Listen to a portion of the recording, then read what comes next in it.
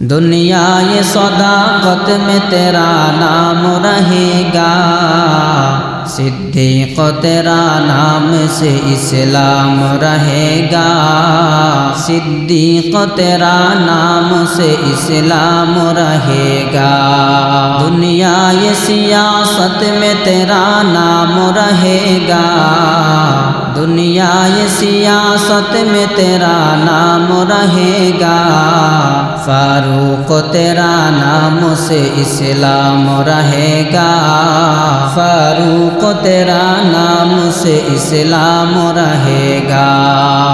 दुनिया ये शुजाअत में तेरा नाम रहेगा, दुनिया ये शुजाअत में तेरा नाम रहेगा, उस्मान तेरा नाम से इस्लाम रहेगा, उस्मान तेरा नाम से इस्लाम रहेगा।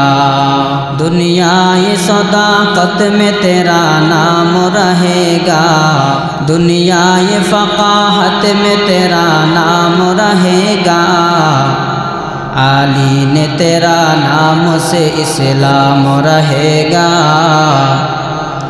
आली ने तेरा नाम से इस्लाम रहेगा। दुनिया ये मुअज़्ज़िन में तेरा नाम रहेगा,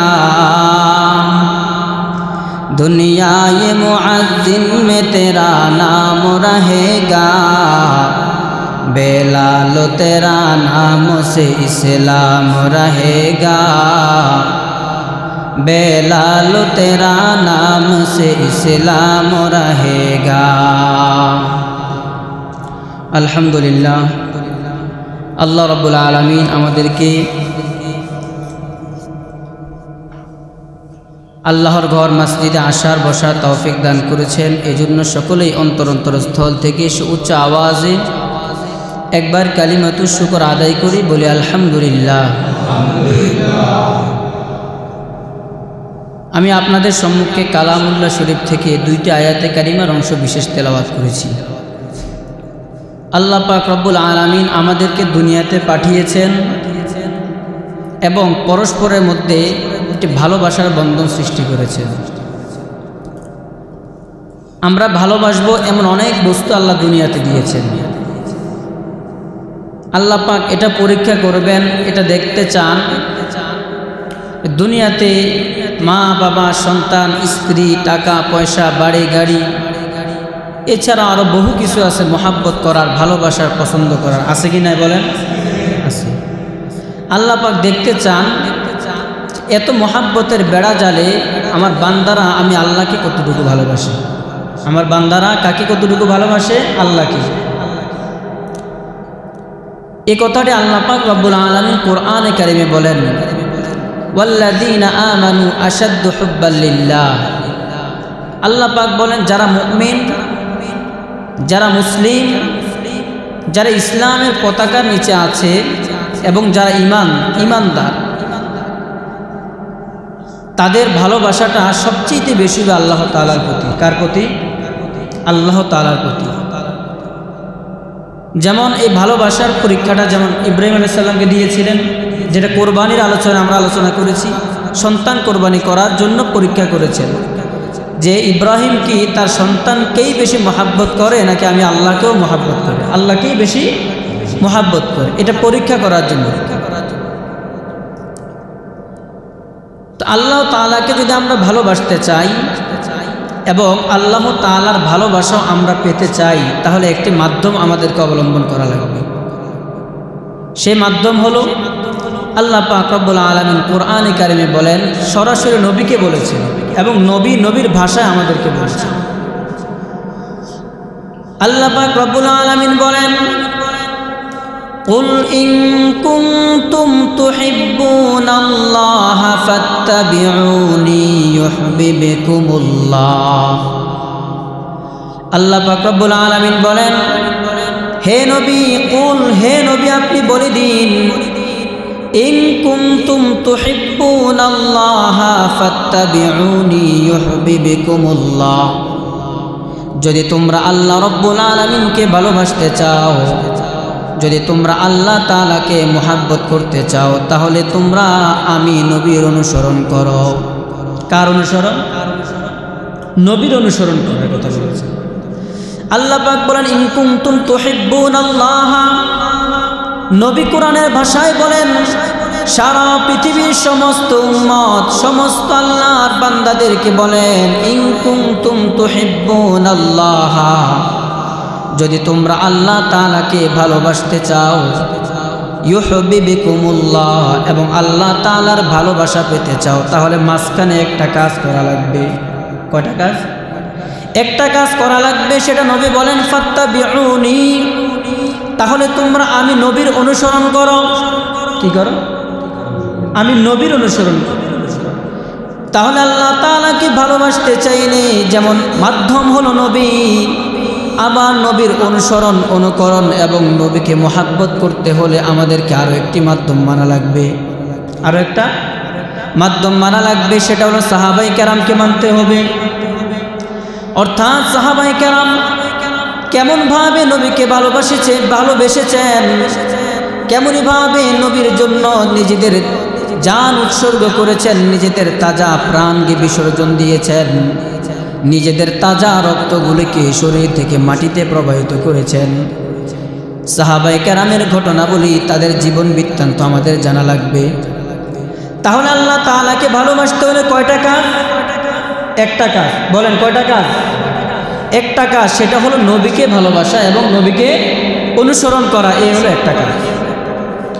তাহলে নবীকে ভালোবাসার মাপকাঠি কি?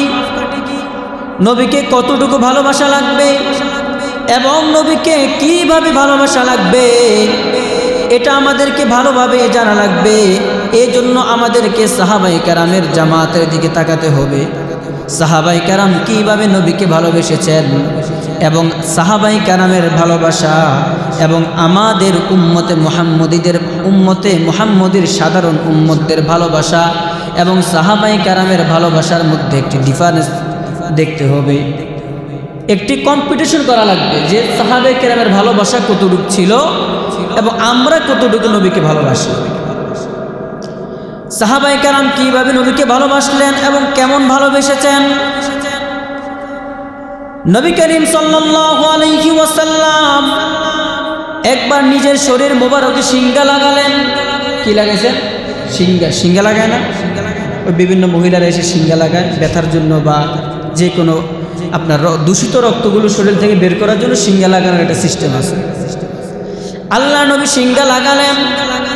সিঙ্গা লাগানোর পরে যে দূষিত এবং যে খারাপ রক্তগুলো বের হলো শরীর থেকে, আল্লাহর হাবিব সাল্লাল্লাহু আলাইহি ওয়াসাল্লাম হযরত আব্দুল্লাহ ইবনে জুবাইর রাদিয়াল্লাহু তাআলা আনহুকে ডেকে বললেন, নাও আমার এই রক্তগুলিকে তুমি কোথাও দাফন করে দাও। তখন আব্দুল্লাহ ইবনে জুবাইর রাদিয়াল্লাহু তাআলা আনহু রক্তগুলো নিয়ে চলে গেলেন। কিছুক্ষণ পরে আবার ফিরে আসলেন। যখন ফিরে আসলেন নবী করিম সাল্লাল্লাহু আলাইহি ওয়াসাল্লাম আব্দুল্লাহ ইবনে জুবাইর রাদিয়াল্লাহু তাআলা আনহুকে জিজ্ঞাসা করলেন, হে জুবাইর, তুমি রক্তগুলো কি করেছো? তিনি বলেন, আমি রক্তগুলোকে কোথাও ফেলে দেই নাই অথবা মাটির নিচে কোথাও আমি দাফন করে দেই নাই। আমি এই রক্তগুলোকে আমি আমার জবান দিয়ে, আমি আমার মুখ দিয়ে আপনার রক্ত মোবারকগুলো চুষে খেয়ে ফেলেছি। সুবহানাল্লাহ বলে। কি করেছি? রক্তগুলো খেয়ে ফেলেছি। কারণ নবীর রক্ত ফেলে দিলে হয়তোবা অসম্মান হবে, দাফন করে দিলে হয়তোবা অসম্মান হবে, এই জন্য তিনি রক্তগুলো খেয়ে ফেলেছেন। তখন আল্লাহর হাবিব সাল্লাল্লাহু আলাইহি ওয়াসাল্লাম বললেন, লান তামাসসাকান নার, যে রক্ত তোমার শরীরে, যার শরীরে প্রবেশ করেছে, লান তামাসসাকান নার, কখনোই জাহান্নামের আগুন তার শরীর স্পর্শ করবে না। সুবহানাল্লাহ। কখনো তার শরীর জাহান্নামের আগুন স্পর্শ করবে না। এই হলো আব্দুল্লাহ ইবনে জুবাইর রাদিয়াল্লাহু তাআলা আনহুর ঘটনা। উহুদ যুদ্ধের ঘটনা আমরা সকলেই জানি, আমরা সকলেই শুনেছি। যখন সাহাবায়ে কেরাম ছত্রভঙ্গ হয়ে গেলেন একটি ভুল সিদ্ধান্তের কারণে, উহুদের যুদ্ধের মধ্যে মুসলমানদেরকে পরাজয় বরণ করতে হলো। যখন সাহাবায়ে কেরাম ছত্রভঙ্গ হয়ে গেলেন, তখন অতর্কিত হামলার কারণে নবী করিম সাল্লাল্লাহু আলাইহি ওয়াসাল্লামের চেহারা মোবারকে শিরস্ত্রাণের দুটি লোহার কড়া নবীজির চেহারা মোবারকের ভিতরে ঢুকে পড়ল।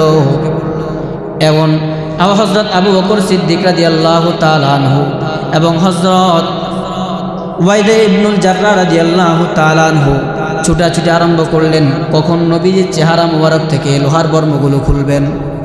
হযরত আবু বকর যখন দৌড়ে আসতে লাগলেন, তখন উবাইদা ইবনুল জাররাহ রাদিয়াল্লাহু তাআলা আনহু সিদ্দিক আকবরকে ডেকে বলেন, না না, আজকের এমন সৌভাগ্যের দিন আমি হাতছাড়া করতে চাই না। আজকে নবীর চেহারা মোবারক থেকে দুটি লোহার কড়া আমি নিজের দাঁত দিয়ে খুলব। কার দাঁত দিয়ে খুলব? নিজে দাঁত দিয়ে আমি খুলব। তখন হযরত উবাইদা ইবনুল জাররাহ রাদিয়াল্লাহু তাআলা আনহু নবী করিম সাল্লাল্লাহু আলাইহি ওয়াসাল্লামের চেহারা মোবারকের ওই দুটি লোহার কড়ার মধ্য থেকে একটিকে কামড় দিয়ে ধরলেন এবং টান দিলেন। টান দেওয়ার সাথে সাথে একটি কড়া খুলে চলে আসলো। আর কড়া চলে আসার সাথে সাথে উবাইদা ইবনুল জাররাহ রাদিয়াল্লাহু তাআলা আনহুর একটি দাঁতও ভেঙে গেল। একটি দাঁত এই ভেঙে যাওয়ার কারণে তিনি কষ্ট পান নাই, এবং ওই বাকি যে আরেকটি কড়া নবীজির চেহারার ভিতরে ঢুকে আছে, সেই কড়াটিকেও তিনি যে খুলে ফেলার জন্য বা খুলবেন না এরকম কোনো সিদ্ধান্ত নেন নাই, যে আমি ব্যথা পেলাম বা আমার দাঁত ভেঙে গেছে এই জন্য আমি আর খুলব না, এরকম সিদ্ধান্ত তিনি নেন নাই। তারপর আরেকটি কড়া খোলার জন্য তিনি আবার কামড় দিলেন। আবার কামড় দেওয়ার সাথে সাথে একবার টান দেওয়ার সাথে সাথে আবার আরেকটি কড়া চলে আসলো এবং আরেকটি দাঁত তিনার ভেঙে গেল। কয়টা দাঁত ভাঙছে? কথা বলেন, কয়টা? দুইটা। উনি কি ওনার কাছ থেকে দূরে সরে গেছেন? কথা বলেন না। কাছ থেকে দূরে সরে গেছেন? দূরে সরে যান নাই। এইদিকে হযরত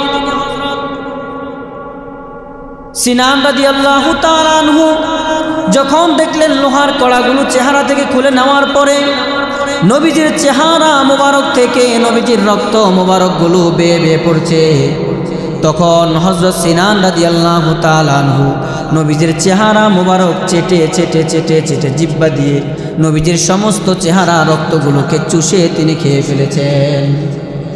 সুবহানাল্লাহ। এখন বলুন, রক্ত খাওয়া কি জায়েজ? নবীজির রক্ত নাফাক ছিল না। নবীজির রক্ত কি ছিল না? নাফাক ছিল না।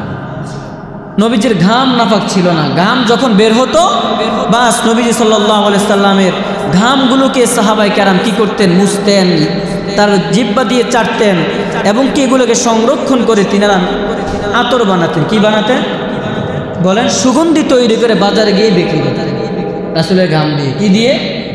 ঘাম দিয়ে। তো নবী করিম সাল্লাল্লাহু আলাইহি ওয়াসাল্লামের প্রতি সাহাবায়ে কেরামের কেমন ভালোবাসা ছিল এবং সুন্নতে কেমন পাবন্দি করেছেন। নবীজিকে শুধু ভালোবাসলেই চলবে না, আমরা তো শুধু এখন দূর থেকে নবীজিকে ভালোবাসতে জানি, নবীজির অনুসরণ করতে জানি না।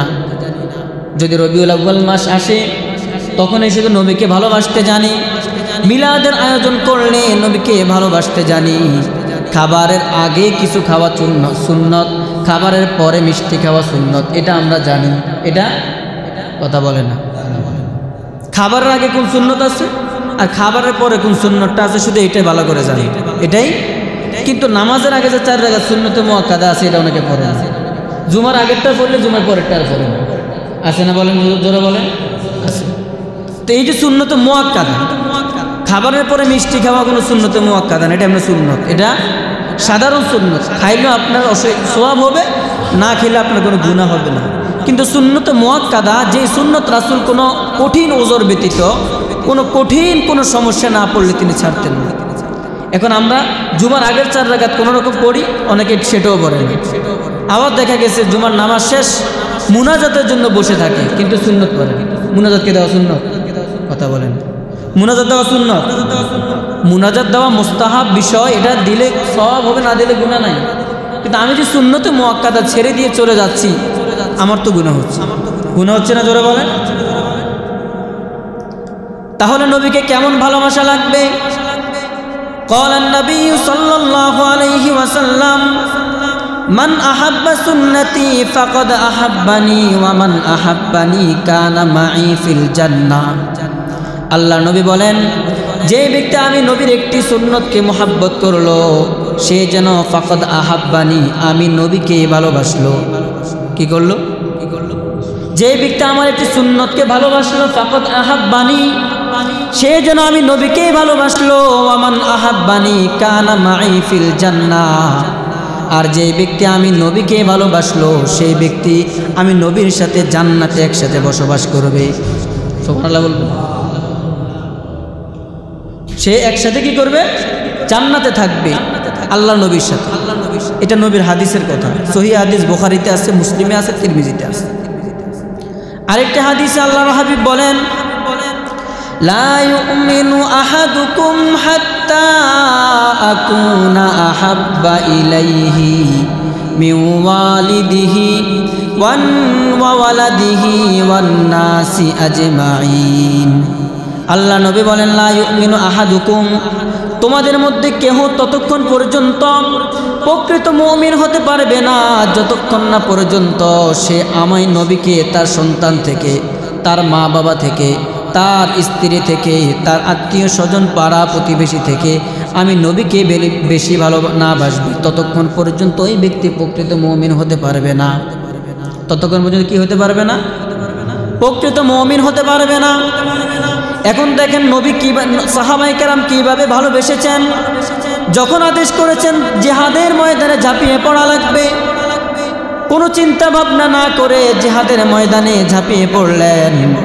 এক সাহাবী নতুন বিবাহ করেছেন। কি করেছেন? নতুন বিবাহ করলেন। নতুন বিবাহ করার পরে মাত্র তার একটি বাসর হলো। বাসর হওয়ার পরে সে ফরজ গোসলটুকু করতে পারে নাই। খবর আসলো আল্লাহ নবীর পক্ষ থেকে জিহাদের ডাক এসেছে, আর তিনি ফরজ গোসলটাও না করে তিনি জিহাদের ময়দানে গিয়ে শহীদ হয়ে গেলেন। সুবহানাল্লাহ বলেন। তাহলে দেখেন নতুন বউ ঘরে, নতুন বউ ঘরে, কিন্তু জিহাদের ডাক আসলো। তার কি স্ত্রীর প্রতি মহাব্বত ছিল না? কথা বলে না, ছিল কি না? মা বাবার প্রতি ছিল না? সন্তানাদির প্রতি ছিল। আমার ঘরের পরিবার পরিজন সদস্যদের প্রতিও ভালোবাসা ছিল, কিন্তু ভালোবাসা যতটুক ছিল তার চাইতে 1000 গুণ বেশি ছিল নবীর প্রতি। কার প্রতি? নবীর প্রতি ভালোবাসা ছিল। দেখুন নবী করিম সাল্লাল্লাহু আলাইহি সাল্লামকে কেমন ভালোবাসতেন। উহুদ যুদ্ধে যখন সাহাবায়ে কেরামের বিপর্যয় ঘটল, পরাজয় বরণ করলেন, তখন শয়তান মিস্টার ইবলিস কি করলো? একটি ভুয়া খবর পুরা উহুদের ময়দানে ছড়াই দিছে। কি করছে? একটা ভুয়া সংবাদ, গুজব ছড়াই দিছে যে মুহাম্মদ মরে গেছে। মুহাম্মদ কি হয়েছে? মরে গেছে। তো মুহাম্মদ মরে গেছে এই কথা শুনলে কারো কোনো হুঁশ থাকার কথা বলে? এখন আপনি নামাজ এখানে পড়তে আসছেন, ঘরের থেকে যদি খবর আসে আপনার মা মারা গেছে, আপনার কোনো হুঁশ থাকবে? কথা বলে না, হুঁশ থাকবে? আপনার সন্তান মারা গেছে, আপনার অবস্থা ভালো থাকবে? অবস্থা ভালো থাকবে না। যখন নবী করিম সাল্লাল্লাহু আলাইহি ওয়াসাল্লামের মৃত্যুর খবর শুনলেন তখন সাহাবায়ে কেরাম ছুটাছুটি আরম্ভ করলেন। আর মহিলাদের মধ্যে মহিলারা কেমন নবীকে ভালোবাসতেন। যখন একজন আনসারী মহিলা সেই মদিনা থেকে রওনা হয়ে গেল উহুদ প্রান্তরের দিকে চলে যাবেন নবীকে দেখার জন্য। আসলে নবী ইন্তেকাল করছেন কিনা দেখার জন্য পেরেশান। যখন তিনি রাস্তা দিয়ে দৌড়ে যাচ্ছেন, তিনি দৌড়ে দৌড়ে চিৎকার করে বলতেছেন, আমার নবীর কি অবস্থা? আমার নবী নাকি মরে গেছেন, ইন্তেকাল করেছেন, শহীদ হয়েছেন। তখন মানুষ বলে, তুমি নবীর চিন্তা দূরে রাখো, তোমার শহীদ, তোমার স্বামী তো যুদ্ধের ময়দানে শহীদ হয়ে গিয়েছে। কে? সে বলল ইন্না লিল্লাহ। সে কি বলল? ইন্না লিল্লাহ বলে আবার জিজ্ঞেস করলো, আমার নবীর অবস্থা কি? তখন মানুষ বলতে লাগলো, তোমার ভাই শহীদ হয়ে গেছে যুদ্ধের ময়দানে। তিনি আবার ইন্না লিল্লাহ বলে সামনের দিকে অগ্রসর হতে লাগলেন এবং বলতে লাগলেন, আমার নবীর কি অবস্থা? তিনি বললেন, মানুষ তাকে বলতেছে তোমার সন্তান শহীদ হয়ে গিয়েছে যুদ্ধের ময়দানে। তিনি আবার ইন্না লিল্লাহ বলে আবার সামনের দিকে দৌড়াতে লাগলেন এবং বলতে লাগলেন যে আমার নবীর কি অবস্থা? আমার নবী কি অবস্থা? তখন মানুষ যখন দেখলো এই মহিলাটি এতটাই পেরেশান, এতটাই পাগল পারা হয়ে আছে নবীর জন্য, তখন মানুষ বলল, না না, নবীর কোনো কিছু হয় নাই, নবী ইন্তেকাল করেন নাই, শহীদ হন নাই। নবী করিম সাল্লাল্লাহু আলাইহি সাল্লাম খুব ভালো আছেন এবং আঙ্গুলের ইশারা দিয়ে নবীকে দেখিয়ে দিলেন, ওই যে নবী, ওই যে নবী। তখন ওই মহিলা নবীর সামনে দৌড়ে চলে গেলেন এবং নবীর চেহারা মুবারকটুকু একটু দেখলেন এবং দেখার পরে তিনি বললেন, কুল্লু মাসিবাতিন বাদাকা জালাল, সমস্ত আমার মুসিবতগুলি দূর হয়ে যায় যখন আমি একবার নবীর চেহারা মুবারক দেখি। সমস্ত কুল্লু মাসিবাতিন বাদাকা জালাল, যখন আমি নবীজির চেহারা দর্শন দেখি তখন আমার জীবনের সমস্ত পেরেশানিগুলো দূর হয়ে যায়। সুবহান। সাহাবায়ে কেরামের এমন অবস্থা ছিল, আজকে তো আমরা ফরজেরও তোয়াক্কা করি না, ফরজেরও কদর আমরা জানি না, আর তো সুন্নত দূরের কথা। সুন্নত এটা অনেক দূরের কথা, ফরজের আমরা পাবন্দি করি না। পারস্য বিজেতা হযরত হুযায়ফাতুল ইয়ামান রাদিয়াল্লাহু তাআলা আনহু কিসরার বাদশাহর কাছে গেলেন। যখন পারস্য সম্রাটের উপরে মুসলমানরা যখন আক্রমণ করলো, তখন পারস্য সম্রাট কিসরা নবীজিকে চিঠি পাঠালেন যে সন্ধি চুক্তি করবেন। কি করবেন? যুদ্ধের সন্ধি চুক্তি করবেন। তখন হযরত হুযায়ফাতুল ইয়ামান রাদিয়াল্লাহু তাআলা আনহু একটি সাহাবায়ে কেরামের প্রতিনিধি দল গঠন করে কিসরার রাজ দরবারে গেলেন। সেখানে যাওয়ার পরে মেহমানদেরকে তো মেহমানদারি করা লাগে, মেহমানদারি করার জন্য খাবারের সুব্যবস্থা করলেন এবং খাবারের ব্যবস্থা করার পরে যখন হযরত হুযায়ফা রাদিয়াল্লাহু তাআলা আনহু খাবার মুখে নিলেন, হঠাৎ করে লোকমা থেকে কিছু খাবার মাটিতে পড়ে গেল। কোথায় পড়ে গেল? মাটিতে পড়ে গেল। তখন তিনি নবীজির ওই হাদিসের কথা মনে করলেন যে নবী করিম সাল্লাল্লাহু আলাইহি ওয়াসাল্লাম যে বলেছেন, তোমরা যখন খাবার খেতে যাবে তোমাদের হাত থেকে যদি কোনো লোকমা পড়ে যায় অথবা কোনো খাবার পড়ে যায়, সেই খাবারটিকে তোমরা উঠিয়ে আবার পুনরায় খেয়ে ফেলবে। কি করবে? খেয়ে ফেলবে। কারণ এই রিজিকটা হল আল্লাহ প্রদত্ত রিজিক। কে দিয়েছেন রিজিক বলেন? আমাদের রাজ্জাক কে? আল্লাহ। আল্লাহ পাক রিজিক দেন। তখন তিনি আল্লাহর হাবিবের সেই হাদিসের কথা মনে করলেন, মনে করে খাবারটিকে মাটির থেকে তুলে ধুয়ে আবার খেতে লাগলেন। তখন পাশের দিক থেকে একজন লোক তিনাকে মৃদু আঘাত করে বললেন, হাত দিয়ে একটু নাড়া দিলেন যে তুমি যদি এখন খাবারটা উঠিয়ে খাও, এটা কিসরার বাদশার রাজ দরবার, এখানে তোমাদের কোনো কদর থাকবে না। কি থাকবে না বলেন? তোমাদের কোনো কদর থাকবে না, তোমাদের সম্মান থাকবে না, তোমাদের ইজ্জত থাকবে না। এই রাজপ্রাসাদের কোনো সদস্য তোমাদেরকে সম্মান দেখাবে না, বলবে তারা ছোট মনের মানুষ। কিসের মানুষ? এখনো সেই সিস্টেম এবং সেই অভ্যাস শুধু ওই জামানায় ছিল না, আমাদের সুচিল সমাজের ভিতরে আছে। আগে কাজ করে খেত, কামলা দিয়ে খেত, এখন একটু টাকা পয়সা হয়েছে বা চেয়ার টেবিল আলিশান অবস্থা, খাবার একটা পড়ে গেলে বাচ্চারা যদি উঠায়, এই খবর দিতে খারাপ, এটা কি ভালো না, এটা মাটি লেগে গেছে, ধুলাবালি লাগছে, এটা কেন উঠাও, তুমি নতুন খাবার নাও। বলে না জোরে বলেন? এটা কিন্তু নবীজির হাদিস। আল্লাহ নবী বলেন, তোমার যে লোকমাটা পড়ে গেল সেই লোকমাটাকে উঠিয়ে তুমি খাও। কেননা আল্লাহ নবী তিরমিজি শরীফের 2য় খণ্ডের ভিতরে হাদিসটি এসেছে। আল্লাহ নবী বলেন যে কোন খাবারের মধ্যে তোমার বরকত রয়েছে তোমার জানা নাই। তুমি যদি 10টা লোকমা খাবার খাও, কয়টা লোকমা?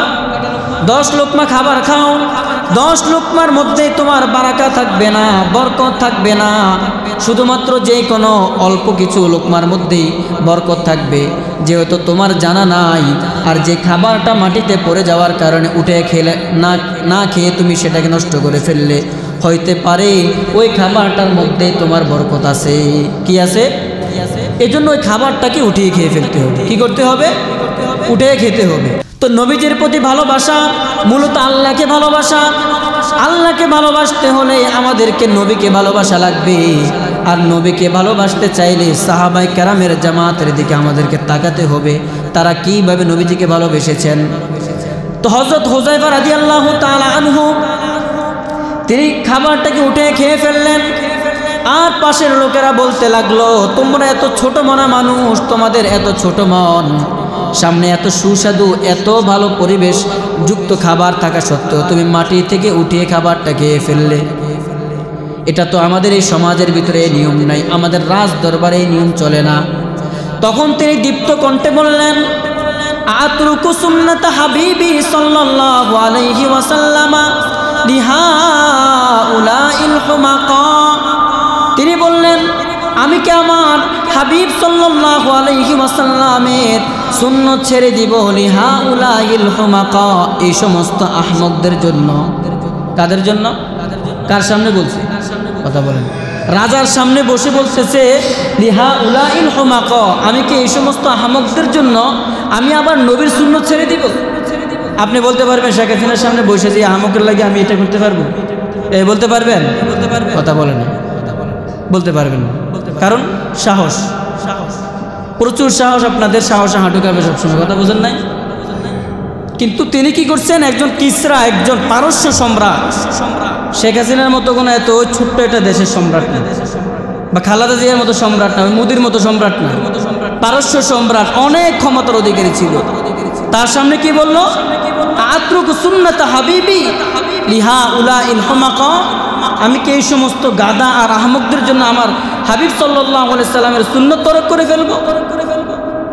সুবহানাল্লাহ বলবেন না? এগুলো শিখিয়ে দেওয়া লাগে, বারবার ঠেলে ঠেলে সুবহানাল্লাহ বলবেন। ভালো কথা বললে সুবহানাল্লাহ আলহামদুলিল্লাহ বলবেন। তো নবী করিম সাল্লাল্লাহু আলাইহি সাল্লাম বললেন, লা ইউমিনু আহাদুকুম হাত্তা আকুনা আহাব্বা ইলাইহি মিন ওয়ালিদিহি ওয়া ওয়ালাদিহি ওয়ান নাসি আজমাইন। সমস্ত মানুষ থেকে নবীকে বেশি ভালোবাসা লাগবে। কিন্তু নবীকে আমরা কেমন ভালোবাসি?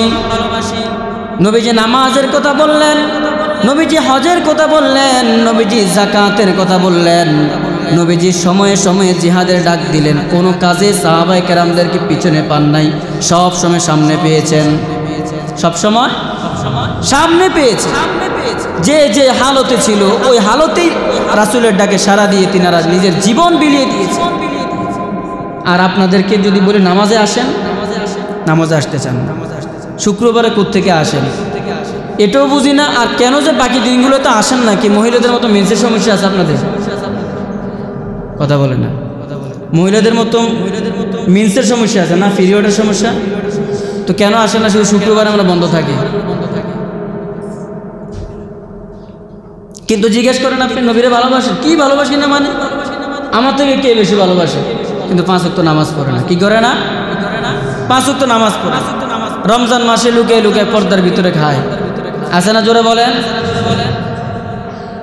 এটা তো ভালোবাসা না, এটা ধোঁকা। এরকম ভালোবাসা কে ভালোবাসছে আল্লাহর রাসূলকে?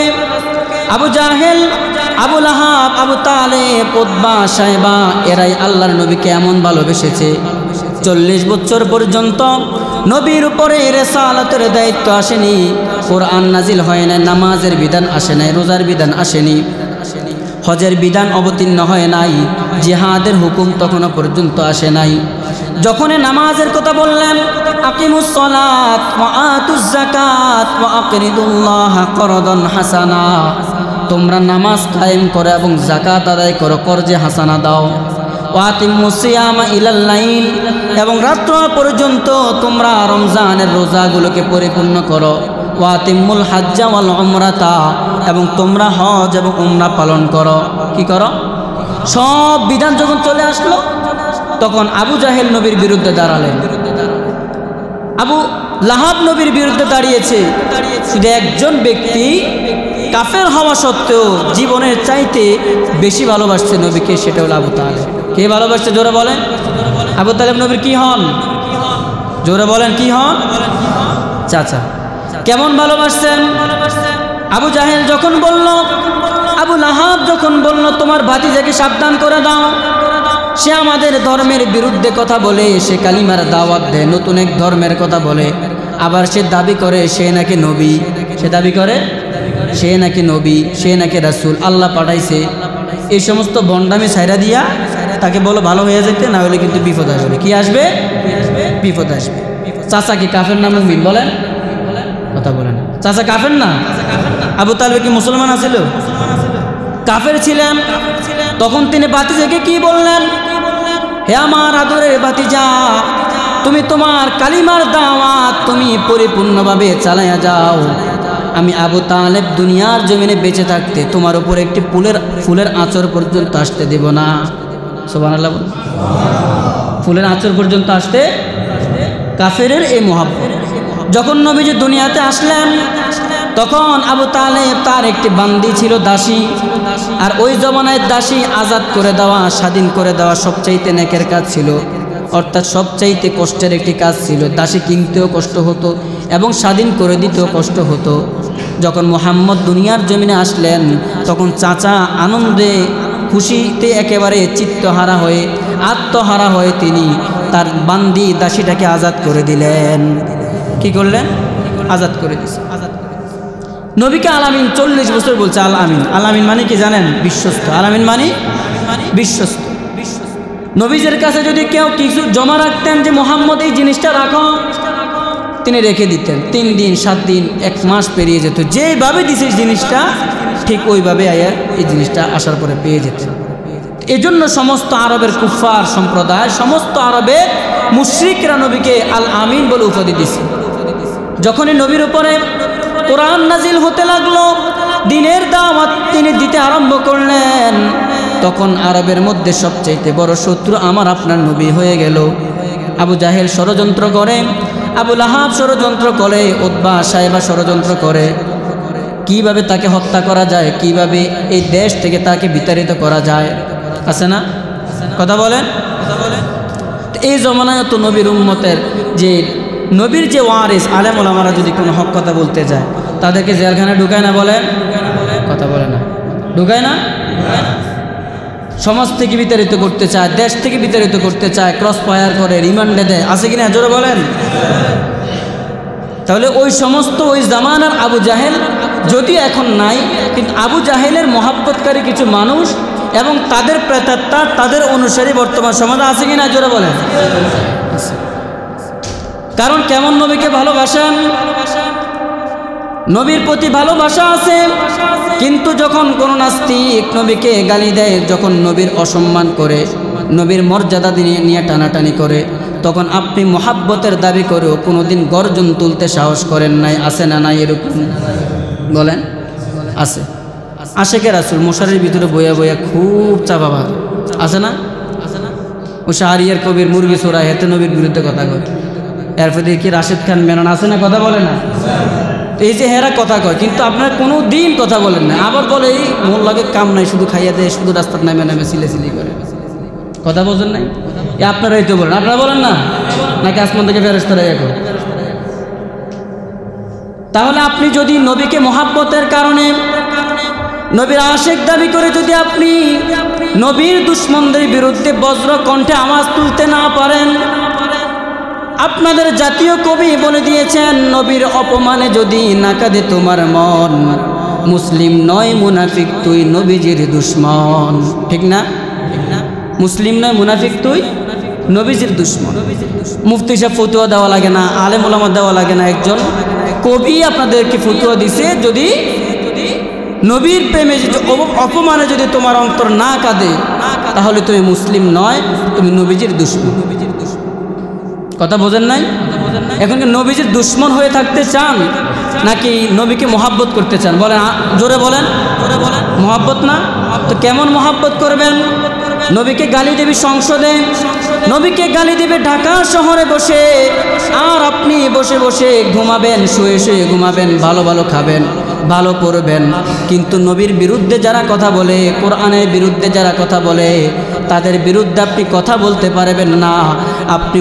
আপনি তো মুমিন নয়, মুমিন হতে পারেন নাই, আপনি তাজা মুনাফিকে পরিণত হয়ে গেছেন। ঠিক না? নবীর বিরুদ্ধে কথা কয়, ওই যে ফ্রান্সে নবীর বিরুদ্ধে কথা কয়, তো এখন বলে যে তুই আপনারা কিছু বলেন না। এটা তাদের অভ্যন্তরীণ বিষয়, এটা তাদের কি বিষয়? অভ্যন্তরীণ বিষয়, মানে বিতর্কত বিষয়। এগুলো নিয়ে আমরা মাথা ঘামানোর দরকার আছে? তো নবী কি শুধু ফ্রান্সে যারা আছে মুসলমান তাদের নবী? কথা বলে না? নবী কি শুধু সৌদি আরবের নবী? নবী শুধু বাংলাদেশের নবী? নবী কি শুধু আমাদের মানুষের নবী? নবী সমস্ত কুল কায়নাতের নবী। তাহলে আপনি কেন পারেন না? সাহস নাই, কারণ ইমানের ইস্তেকামত আপনার ভিতরে নাই। আপনি যে ইমানদার, আপনি যে মুমিন, মিষ্টি খাওয়ার সময় আপনার সুন্নত বাইসে ওঠে। মিষ্টি ডায়াবেটিসের চিন্তাও করে না যে মিষ্টি খেলে আমার ডায়াবেটিস বাড়বে। সেই চিন্তা করো না যে সুন্নত, এটা সহজ। এটা কি? এটা সহজ, এর লাগে মানে আর যত সহজ সুন্নত আছে সব মানবে। কিন্তু একটা জিহাদ করা নবীর সুন্নত, এটার কথা বললো আমরা জঙ্গি, এটার কথা বললো আমরা মৌলবাদ, এটার কথা বললো আমরা উগ্রবাদ। ঠিক না জোরে বলেন?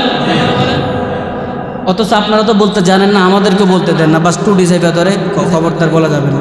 আমার দলের নেতার বিরুদ্ধে যায়, আমার নেত্রীর বিরুদ্ধে যায়, কথা বলেন ঠিক না?